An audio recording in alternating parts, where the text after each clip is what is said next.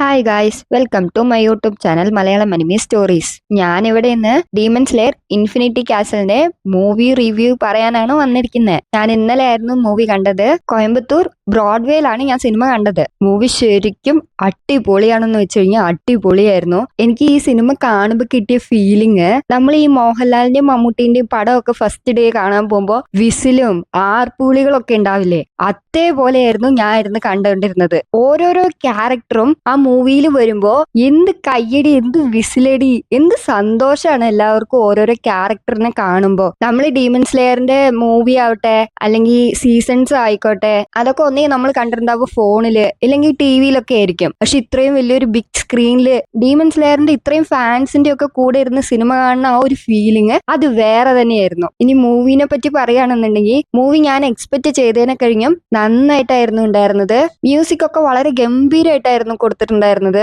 നല്ല animation quality ആയിരുന്നു. ഓരോരോ കളർ ഗ്രേഡിങ്ങും അതിനകത്ത് പറഞ്ഞ ഓരോ സീൻസും അടിപൊളിയായിട്ടായിരുന്നു അവരതിനകത്ത് ചെയ്തു വെച്ചിട്ടുണ്ടായിരുന്നത്. ഈ സിനിമയിൽ പിന്നെ പ്രത്യേകിച്ച് എടുത്തു പറയാന് നമുക്ക് സെനീറ്റ്സുവിനെ എല്ലാവർക്കും ഇഷ്ടമായിരിക്കും. ഈ സിനിമയ്ക്കകത്ത് സെനീറ്റ്സുവിന്റെ ഒരു പരിപാടി ഉണ്ട്. അത് അടിപൊളിയായിട്ടുള്ള ഒരു പരിപാടിയായിരിക്കും. അത് ശരിക്കും നിങ്ങൾക്ക് ഇഷ്ടാവും. ഞാനിവിടെ സ്പോയിലർ ആയിട്ട് ഒന്നും പറയുന്നില്ല, കാരണം ഇനിയും കുറച്ചു പേരൊക്കെ സിനിമ കാണുന്നുണ്ടാവും. അപ്പൊ അതൊക്കെ കഴിഞ്ഞിട്ട് നിങ്ങൾക്ക് അതിന്റെ ഫുൾ എക്സ്പ്ലനേഷൻ വേണമെന്നുണ്ടെങ്കിൽ ഞാനൊരു വീഡിയോ ആയിട്ട് ചെയ്യാം. പിന്നെ ഈ മൂവി ഫൈറ്റിംഗ് മാത്രമല്ല, നമ്മളെ ഇമോഷണൽ ആയിട്ട് ഒരുപാട് കണക്ട് ചെയ്യിപ്പിക്കും. നമ്മൾ ഈ ഡീമൺ സ്ലെയർ ഫസ്റ്റ് തൊട്ട് ഈ സീസണും എപ്പിസോഡ്സ് ഒക്കെ കാണുമ്പോൾ അതിനകത്ത് ആ മുഗിൻ ട്രെയിൻ മൂവിയില് നമ്മുടെ ഫയർ ആശീരനെ കൊല്ലുമ്പോ ആക്കസേനെ അടുത്ത് നമ്മൾ എങ്ങനെ കൊല്ലും, അവര് എങ്ങനെയെങ്കിലും ഒന്ന് കൊന്നാ മതി എന്നായിരിക്കും നമ്മുടെ മൈൻഡില്. പക്ഷെ നമ്മൾ ഈ മൂവി കാണുമ്പോ ഒരു വില്ലന് വേണ്ടിയിട്ട് നമ്മൾ കരയാണ് ചെയ്യുന്നത്. ആക്കസേന്റെ ഒരു ബാക്ക് സ്റ്റോറി ഉണ്ട്. ഇത് ദൈവമേ, അത് എന്താ എഴുതി വെച്ചിരിക്കുന്നത്. ശരിക്കും ഒരു വില്ലന് അവന്റേതായ ഒരു സ്റ്റോറി, അവൻ എങ്ങനെയാണ് ആ ഒരു ഡീമനായി മാറിയത്,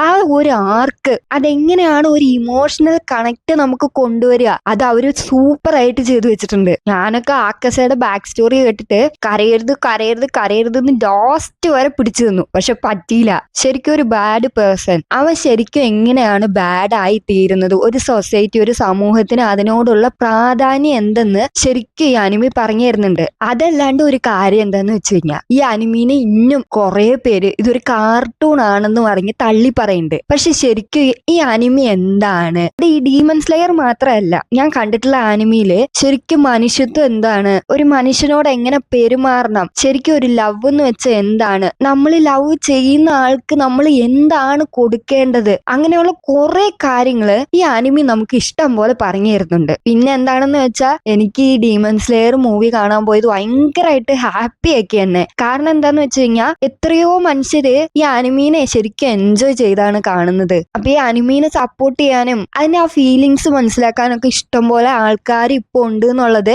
വലിയൊരു കാര്യമാണത്. പിന്നെ ഇതിനകത്ത് ഇൻസെറ്റ് ആഷിരയുടെ ഫൈറ്റ് സീക്വൻസ്, അവളുടെ ബാക്ക് സ്റ്റോറി ഒക്കെ ഇതിനകത്ത് പറയുന്നുണ്ട്. പിന്നെ ഈ ഫൈറ്റിംഗ് ആർക്കിൽ വരുന്നവരുടെ ബാക്ക് സ്റ്റോറി ഇടയ്ക്കിടയ്ക്ക് വന്നു പോകുന്നുണ്ട്. പിന്നെ ടാൻജീറോന്റെ ഫൈറ്റ് സീക്വൻസ് ഉണ്ട്, അതൊക്കെ വളരെ അടിപൊളിയായിരുന്നു. ടാൻജീറോയ്ക്കും ചെറിയൊരു ബാക്ക് സ്റ്റോറി വരുന്നുണ്ട് ഇതിനകത്ത്. ഗിയു ടോമിയോക്കയുടെ ഫൈറ്റ് സീക്വൻസ് വരുന്നുണ്ട്. ഗിയു ടോമിയോക്കയും ടാൻജീറോയും കൂടെ ഒരുമിച്ചായിരിക്കും ഫൈറ്റ് ചെയ്തുകൊണ്ടിരിക്കുന്നുണ്ടാവുക.